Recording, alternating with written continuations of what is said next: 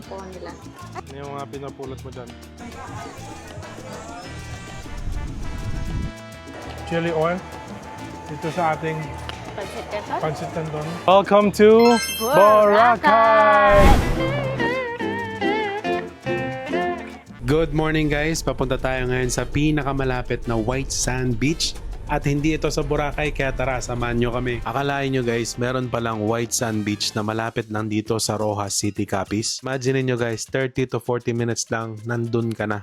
Ang lugar na to ay tinatawag na Bashaw sa Ibisan, Capiz. May iilan na resort dito na siyang dadaanan nyo papunta ng beach. At pumunta kami dito ng Wednesday ng hapon para siguradong wala masyadong tao. At papasok ang unang resort na makikita nyo ay ang Palm Beach Resort. Guys, nakakagulat na ganito pala kaganda sa Capiz. Hindi lang pala seafood ang pinagmamalaki nito. Meron din pala silang white sand beach at crystal clear water na malapit lang dito sa Roxas City. Pagkababa nyo dito sa may reception area, sasalubong sa inyo ang welcoming team nila. At sa halagang 20 pesos each guys, finally andito na tayo sa Palm Beach Resort dito sa may Bashaw, Ibisan, Capiz. Sa totoo lang guys, akala namin hype lang, but totoo pala ang chismis na malinis at maganda dito sa beach nila.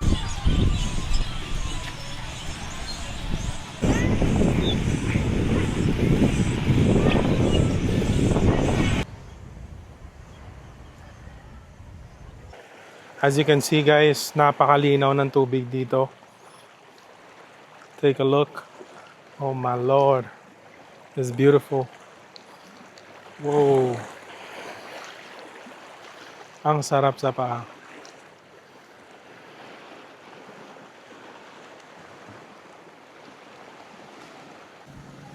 Hello guys, we are now here in Boracay. Boracay 2.0. Hindi pala. We are now here at Bashaw? Bashaw, Ibisan. And it looks kind of white. Hindi naman siya gaano kaputi. It looks like white sand, but hindi naman. But ang tubig, napakalinaw. Almost. Para siyang napakalapit sa white sand. But anyways guys, you know, we are here today. And we are celebrating our 1 year here in the Philippines. And what a better way, you know, to celebrate than to celebrate it here in Capiz. This is only 35 minutes away from Roxas City, Capiz. And kung nakikita nyo naman guys, very peaceful dito. Wala masyadong tao. Ano masasabi mo, Tin? Para ka na rin nag-Boracay? Pwede na rin actually. Pwede na rin? At least malapit.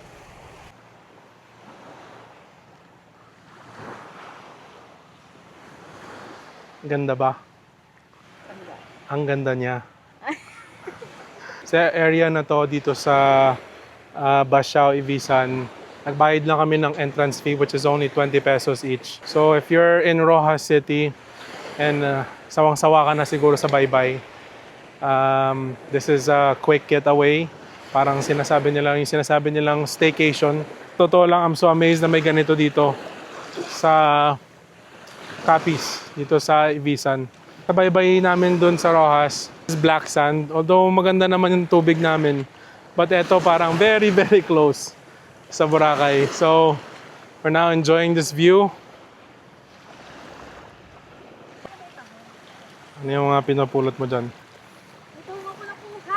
Wow! What's for dinner? Madami. Diba? Marami din mga shells dito guys. Kaya I would definitely recommend this place to anyone who's visiting Roxas City. Medyo papasukin siya guys, which is good. The more that is far away from the city, the better it is. Especially yung pag-aalaga ng lugar. And may papakita sa atin si Fatima. I got some tahong. Tahong. Dinner for later. Wala namang, hindi naman Mew tahong to. mew. Talaba to eh. Oyster. Ito tahong. It's the same. Tahong is not. Tahong is like the green one.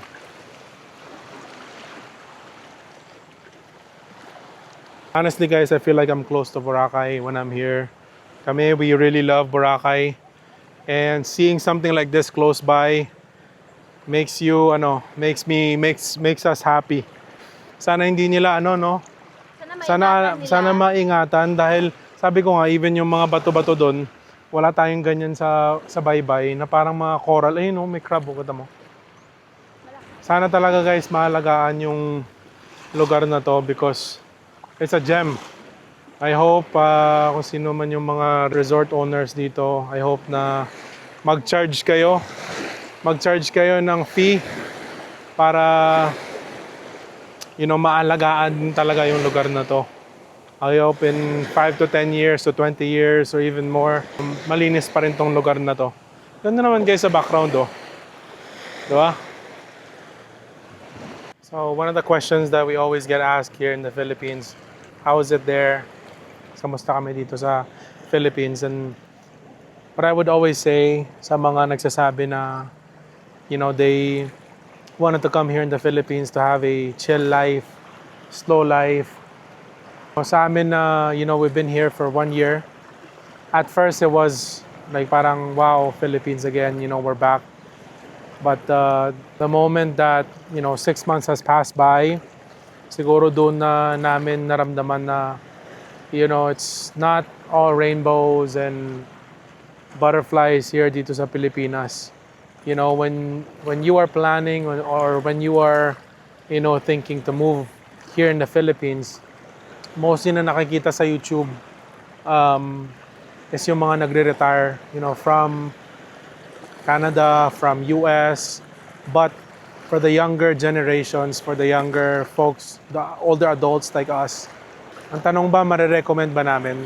Ang answer ko lagi sa mga tao na nagtatanong, I wouldn't recommend it if you don't have a business here in the Philippines, if you don't run a business, or if you don't have plans on running a business, or even if you have plans, if you don't know how to execute it the right way, mapapabilis ang uwi nyo sa Pilipinas. Kami, I'm so blessed that, my family, my mom and dad, we have a restaurant here in the Philippines, and eventually, me and my wife are gonna open our own branch. But kung kami lang, a brand new business that you wanted to open up, it's a super big risk. But with anything, you always take risk anyways. Pag uwi namin dito, it's a risk. Naiwan yung mga jobs namin doon sa Vancouver. And now, we are here in the Philippines for 1 year na. Siyempre, hindi na namin mababalikan yung trabaho namin doon. So it's a risk that we took. But then if we didn't have any funds or we didn't have any money saved, and then we came back here in the Philippines, then that's not a calculated risk. That's just, yung may kasabihan na bahala na. And I wouldn't recommend you doing that. So many expats or so many people who have retired from US and Canada, they've done that because why? Because meron silang pension. They have means of income from the States. Like for instance, sa US, I think ang pension nila, from what I've heard from another YouTuber here in Roa City, yung pension nila, it's about 1,500, 1,500 USD, and that is about 50,000 pesos, siguro. Correct me if I'm wrong, but that's about 50,000. And I think at 50,000 pesos, when you're older, pag matanda ka na, 50,000 pesos is decent. If you just want to live a simple life here. But 50,000 pesos, you're not going to Boracay every week.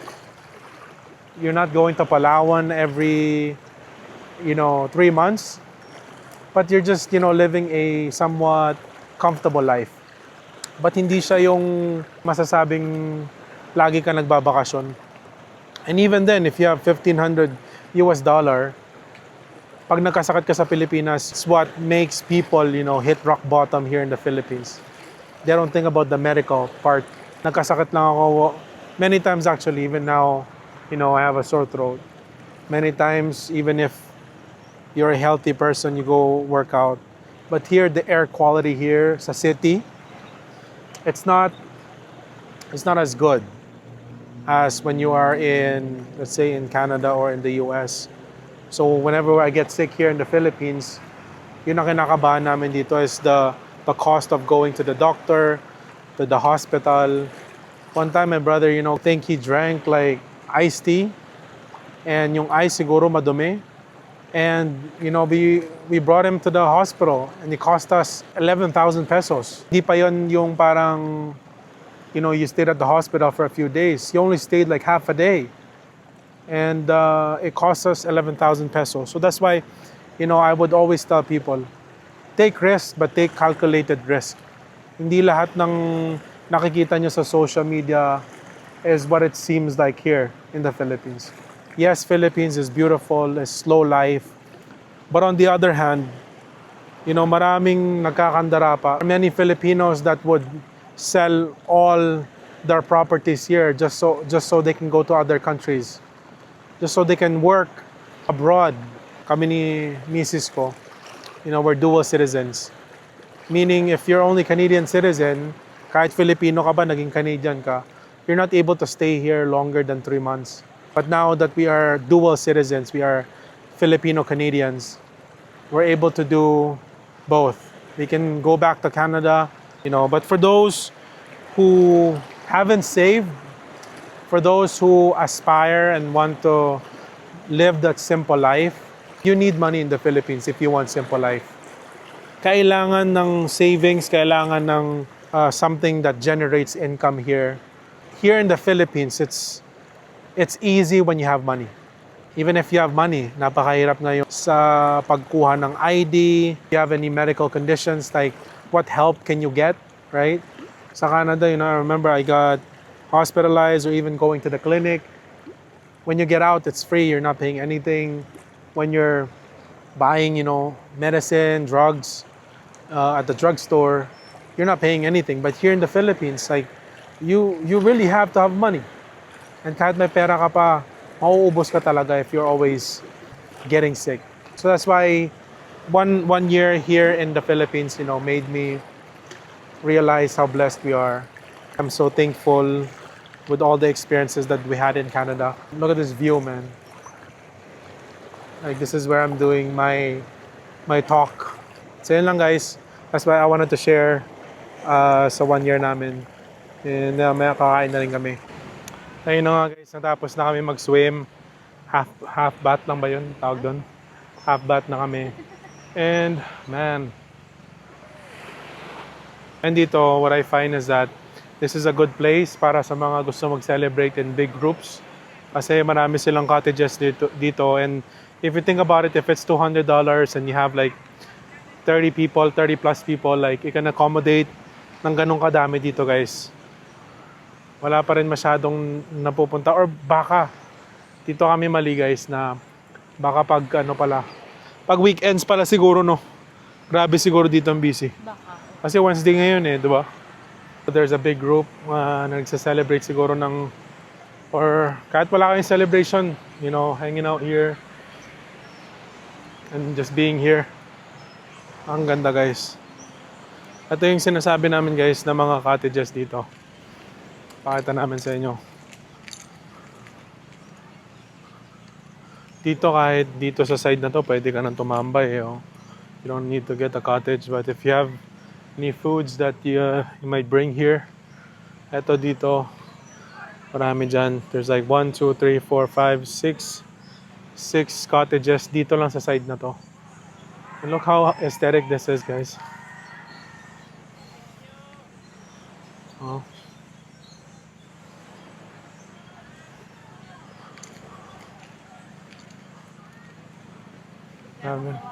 Ha? Nakakatuwa. Ano? Ito, may mga celebration sila. Gustong-gusto ko talaga nakakakita din ng mga coconut trees, no?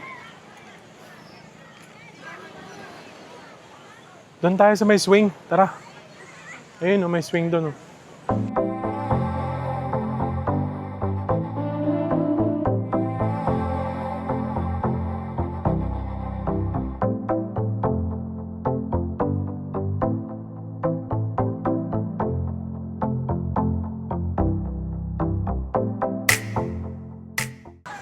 Guys, paloobat na kami, but ito yung mga cottages na pinaparentahan nila. We even have yung mga boats, kayak. So ito yun, guys. Yung Palm Coast Coffee. Meron sila ditong store. When you go into the store. Pampos Restaurant.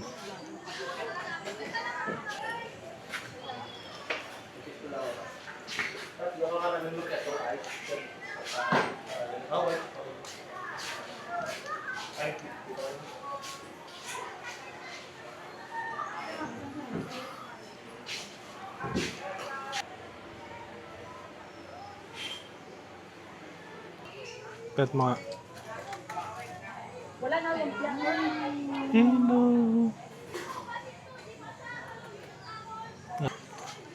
Ang laki ng pose Grabe. nila, no? Ang paw nila. Hi! Yung aso nila dito, guys. Hello.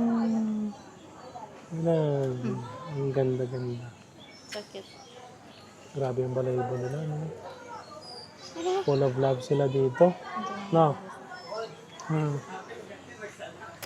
Na, guys. You know you're getting Ay.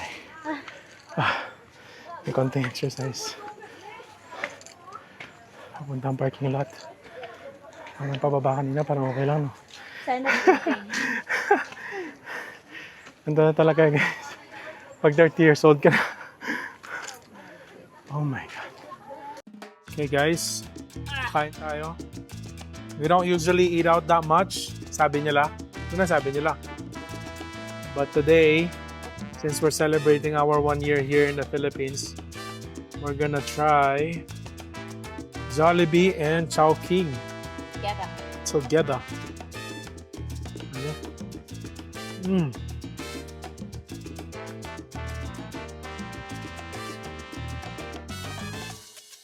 Chili oil dito sa ating Pancit Canton? pancit canton galing sa Chowking.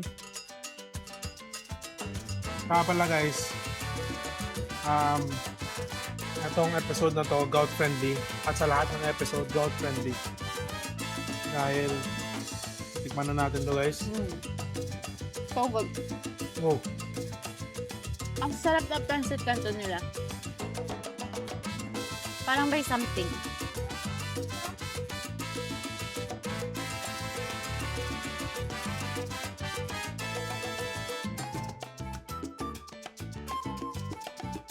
Anong kulang, sarap no? ng pancit canton.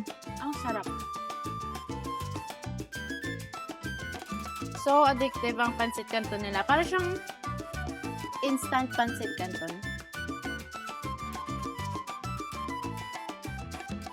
Hey guys, napit na ako matapos sa Fred Jollibee.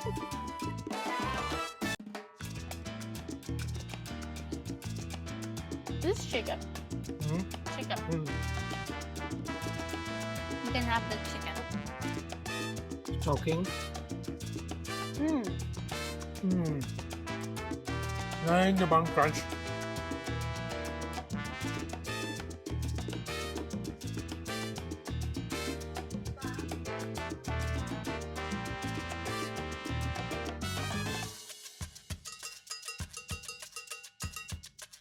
I usually eat with my hands. Nasa Pilipinas po tayo. Sarap. Ngayon tapos ng Jollibee.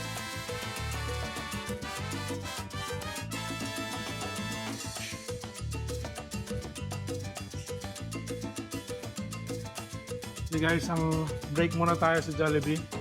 Itabi ko lang yung Jollibee. Next meal tayo dito sa Chowking.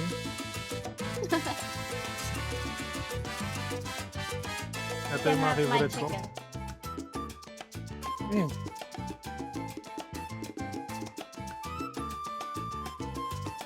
Tapos kaagad, magpasit canton ka. Mm. Mm.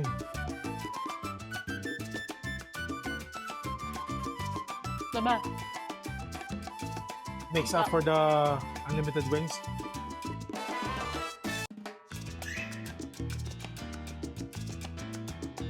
Gusto ko muna itabi ito guys dahil ito yung isa sa mga favorite ko. Unahin muna natin ubusin yung smoking na fried chicken.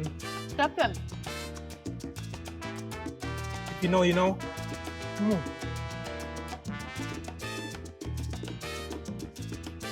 Grabe. Kahit na. Grabe yung crunch. Ay, kinain lang na ganun. Oh. Sarap.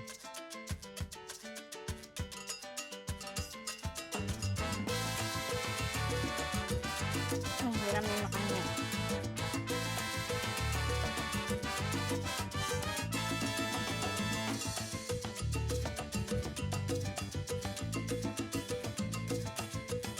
Balikan natin ng ulit to.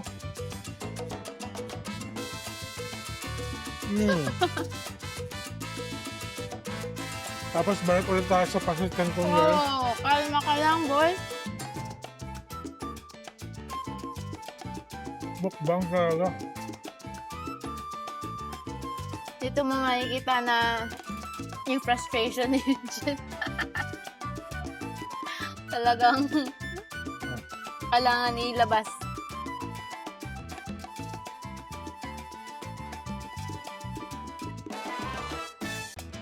Yun na nga guys.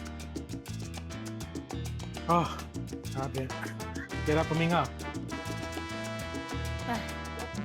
Oh. Grabe taob.